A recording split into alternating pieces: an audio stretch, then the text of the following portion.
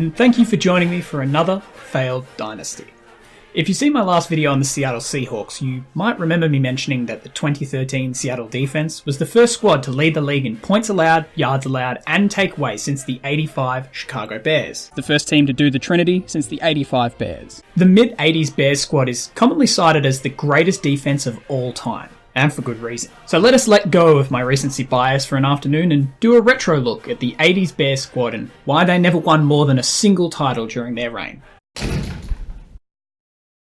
Now, first of all, I know what you're probably thinking. Wait, the Bears won a Super Bowl? Yes, they did. And it wasn't even that much of a contest, really. But first, the Bears are one of the oldest and proudest franchises in the NFL, although what exactly they're so proud about is a mystery to me and many others. With only one NFL championship after 1946 to their name, they can't even use the excuse used by Packer fans that they were really, really good in the more formative league years. In fact, from 1964 to 1982, they were downright terrible, winning exactly 0 playoff games from only 2 appearances. They would begin to turn things around when they hired Mike Ditka, pictured here not wearing a wedding dress. What are you doing? After trading all of the Saints draft picks for Ricky Williams, who couldn't can't stay off the weed. Stupid. Needless to say, his late career New Orleans stint did not last very long. But his career in Chicago began steadily, and by only his 3rd season, he had the Bears in the playoffs, even winning a playoff game before getting clobbered by the 15-1 84 49ers.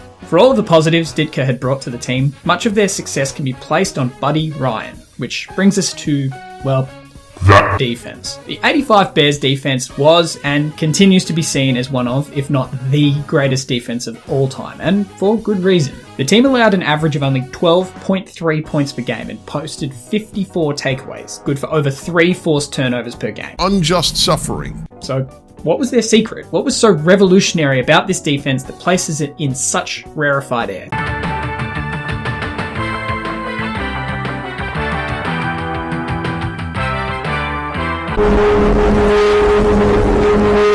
Well, simply put, the 46 defense was a system designed by modern Madden players, sent back in time and placed in the head of defensive coordinator Buddy Ryan. The premise was basically to take the entire front 7 of linebackers and defensive linemen, throw a few corners in there and have them run directly at the opposing quarterback. Now, for the shade you may think I'm sending the way of this strategy, credit deserves to be given. All-out blitzes are always a risk, and the Bears had a great list of personnel capable of executing this simple plan to perfection. Guys like Mike Singletary and William the Refrigerator Perry would simply assault the quarterback repeatedly until it was all over. The offense was no slouch either, with all-time great running back Walter Payton leading a squad that essentially ground out long touchdown drives and controlled the clock, a game plan you still see in use today. An exceptional defense, paired with a strong power running game that takes command of the game flow and prevents the opponent's offense from even getting on the field. So, for all of the revolutionary zeal that this team exudes as one of the greatest of all time, why did they fail? What the hell happened? The fuck you say to me, you little shit? I'm starting to notice a trend here. Success tends to go to the heads of those involved within great teams, and as ego grows, so too does the chances of internal conflict. When it comes to the Bears, though, things were a little bit unique. Buddy Ryan was originally hired as the Bears defensive coordinator in 1978, a full 4 years before Ditka would be brought in as head coach. This caused a great deal of tension between the two, as Ryan felt that he had been slighted since he was passed over, and felt that he was more qualified for the position. This led to the unique situation where the team was quite literally split down the middle, with Ditka running the offense and Ryan running the defense. This did not make a happy arrangement for team chemistry, and during what would end up being the only loss in the Bears' 1985 season, with the team down 31-10 at halftime against the Dolphins, a fistfight almost broke out between the two coaches while the players had to quite literally separate. Bruh.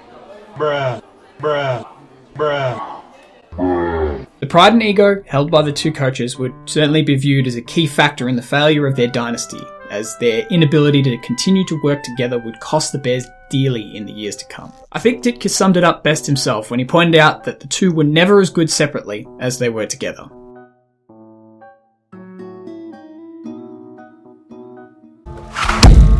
The pizza is aggressive. Let's be real, the Bears' offensive system was unsustainable as Quarterback Jim McMahon gets a lot of credit for being just so damn cool. The gum, that time he mooned media members before the Super Bowl. Well, all week all we were talking about is my ass, so, how's your ass? Oh, this helicopter kept buzzing the field, you know. And, we're doing these toe touches. I figured, what the hell? You want to see my ass? I'll show you my ass. So I just dropped trow and let them see the mosaic I had back there. Wasn't a big deal. I was just letting them know where it hurt. The shades, which he wears because he accidentally stabbed himself in the eye with a fucking fork. I love the dude, but he was not a great quarterback. Looking at his career stats and history, it's pretty obvious that injuries and poor self-control were the biggest issues plaguing his career. 85 would be his best season, throwing for 15 touchdowns and 11 interceptions, while adding an extra 3 TDs on the ground. This basically left the keys to the offense in the capable hands of Walter Payton, which, look, they're great hands and all that, but that left this team as a very one-dimensional endeavour, while the over-reliance on the running game made it difficult for the team to play from behind. This would be amplified in the 1986 season, when Jim McMahon showed up to training camp 25 pounds overweight from all the partying he'd been doing in the off-season. Absolute mad lad!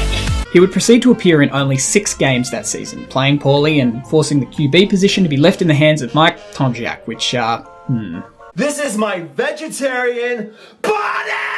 So yes, I've already accurately summarised the Bears' 46 defensive strategy of having everyone run straight forward. Oversimplified for all you football nerds out there. So why was this a problem if it was so revolutionary? Well, you can see this in the only loss the Bears had in 85 against the Dolphins and Dan Marino. Now, this Marino guy was pretty damn good. My esteemed colleague, Mr. Marino. He basically beat the Bears through quick timed passes to his running backs and tight ends, and since everyone was in the backfield with him, they could take chunk yardage out almost at will. In fact, if the Dolphins hadn't kicked the bucket against the Patriots in the AFC Championship game that year, maybe Super Bowl 20 wouldn't have sucked so much arse. But no matter. Instead of facing down Dan Marino, the Bears had to stop Steve Grogan and Tony Eason. Oh no, what a world. Funnily enough, the Bears' defense was actually statistically better in 1986, allowing only 187 points all year at 11.7 points per game. What? Since Jim McMahon partied himself out of the starting lineup, come the playoffs, the defense had to come up against one of the best O-lines of all time in the Washington Redskins. The Bears would be one and done at home. The team could never really put it all together after that. The defense slowly dropped from their stupidly high standards, and the offense just never really worked out well enough to keep the team in legitimate title contention, a problem that would never repeat itself. Chicago would return to the NFC Championship game in 1988 before being predictably smacked around by Joe Montana and the 49ers, which would more or less wrap up the Bears' period of greatest success. Then again, all this mismanagement did lead the Bears to draft Rex Grossman, so, all sad stories have a happy ending after all.